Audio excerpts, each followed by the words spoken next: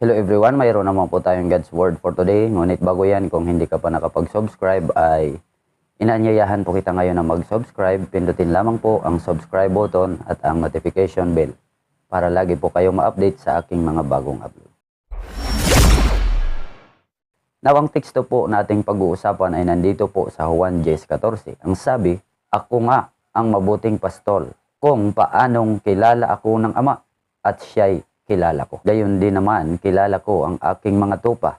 Ako naman ay kilala nila at iniaalay ko ang aking buhay para sa aking mga tupa." Now, ang ating pag-uusapan ngayon mga kapatid, si Jesus ang tunay na halimbawa sa pagiging mabuting pastor.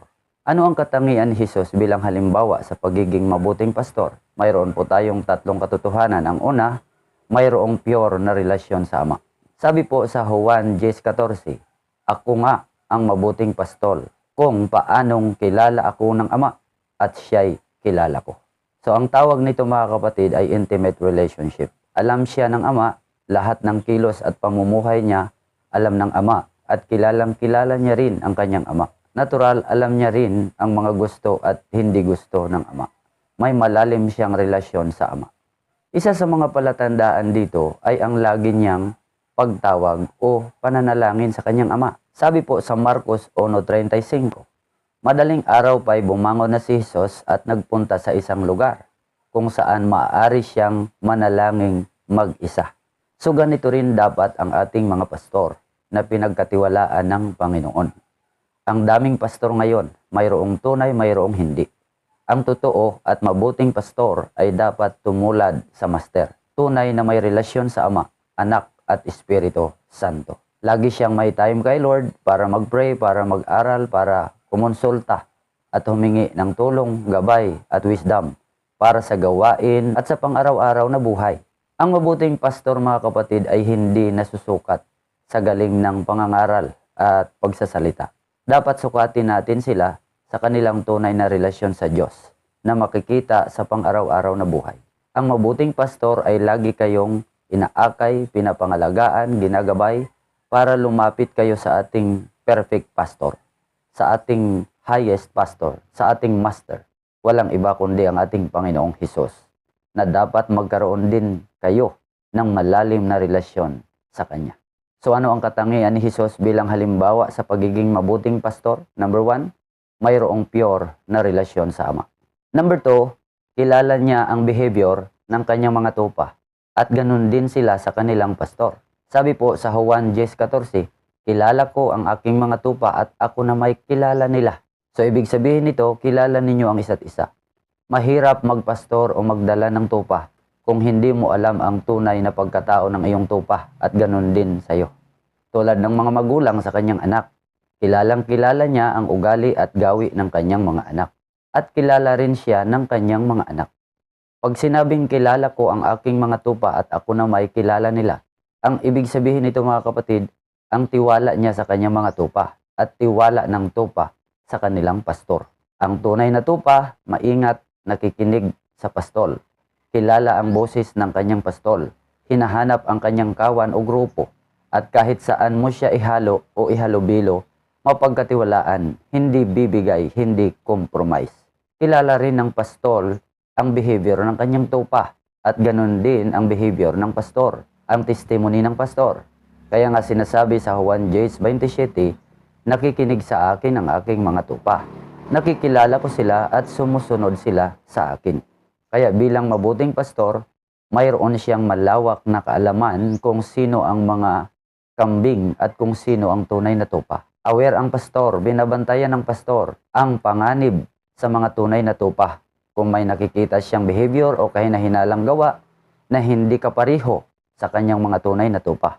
Dahil mayroong mapanlinlang na nag-aanyong tupa pero asong kubat pala. Sabi po sa Mateo 7:15, "Mag-ingat kayo sa mga hindi tunay na propita. Lumapit sila sa inyo na parang tupa, ngunit ang totoo'y mababangis na asong gubat." Ibig sabihin, sisirain ang kawan, sisirain ang paniniwala natin, sisirain ang samahan natin, sisirain ang relationship ng pamilya at iglesia. Kaya mga kapatid, be careful. So ano ang katangian ni Jesus bilang halimbawa sa pagiging mabuting pastor? Number 2, kilala niya ang behavior ng kanyang mga tupa at ganun din sila sa kanilang pastor. Number 3, mayroon siyang perpektong pagmamalasakit at pagmamahal sa kanyang mga tupa. Sabi po sa Juan 10:14, at iniaalay ko ang aking buhay para sa aking mga tupa. Sa mga kapatid, konteksto po iyan ni Jesus. Siya po ang tinutukoy niyan na bilang pastor, hindi niya pinapabayaan ang tunay niyang tupa. Inaalalayan niya, hinahanap niya, pinagmamalasakitan niya, tinubos niya, pinako siya sa cross para din sa kanyang mga tupa. Monitor niya, kita niya ang buhay ng kanyang mga tupa. Kung may nawawala, naliligaw, ibinabalik niya. Na tanging siya lang ang may kakayahang gawin ito. Sa aking pagpapastor, hindi ko ginawang level at inuunawa ang aking sarili sa buhay o posisyon ng pastol, kundi sa level ng mga tupa. Ako ay isa ring tupa na ginawang leader sa mga kapwa tupa. Alam niyo mga kapatid, sa literal na pagkaunawa, ang pastol ay tao, ang tupa ay hayop or animals. Ang tupa kailanman ay hindi magiging tao. Sa ganun ding paraan, ang ating pastol na si Jesus ay Diyos at may makapangyarihang kakayahan. Ang tupa ay mananatiling tupa sa kanyang kalagayan na may limitadong kakayahan. Isa lang akong tupa na ginawang leader sa aking kapwa tupa, na kung ano ang instruction ng master, ng Panginoon, ng pastol ay ipaparating sa kapwa tupa. Hindi ko kayang ibigay at gampanan ang kakayahan ng makapangyarihang pastor na si Jesus, na kayang ialay ang kanyang buhay sa kanyang mga tupa.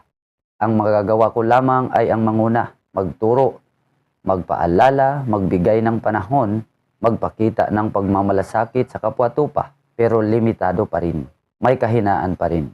Subalit, namumuhay bilang tunay na leader sa kapwa tupa upang magkaroon tayo ng malalim na relasyon at pagsunod sa ating mabuting pastor na si Jesus.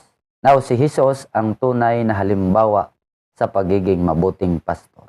Ano ang katangian ni Jesus bilang halimbawa sa pagiging mabuting pastor? Review muna tayo sandali. Number 1, mayroong pure na relasyon sa Ama. Number 2, kilala niya ang behavior ng kanyang mga tupa at ganun din sila sa kanilang pastor. Number 3, mayroon siyang perpektong pagmamalasakit at pagmamahal sa kanyang mga tupa. Para naman po sa ating application, mga kapatid, kung ikaw ay isang pastor, may dalang congregation, tularan natin ang mga halimbawa ni Jesus bilang pastor.